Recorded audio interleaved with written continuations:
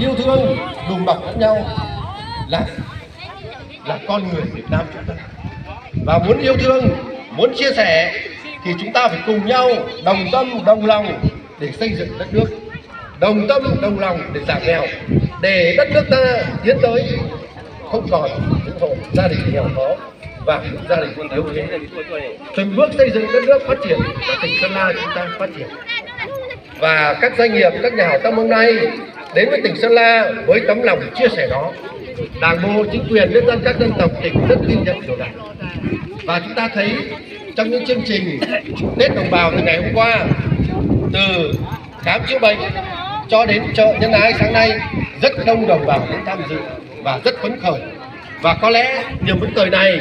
Đảng bộ, lãnh đạo chúng tôi cũng rất là vui mừng. Và trong tâm chúng tôi nhận thấy đó là sự chia sẻ này đã góp một phần cho Tết đồng bào, thì cũng góp một phần để duy trì phát triển và duy trì ý chí vươn lên của người nghèo, người yếu thế. Và cũng là để tri ân đối với các đồng chí lãnh đạo các thời kỳ, các đồng chí có công với nước, anh hùng liệt sĩ và các mẹ Việt Nam anh hùng. Rồi chúng ta ghi nhận những thành tích đó,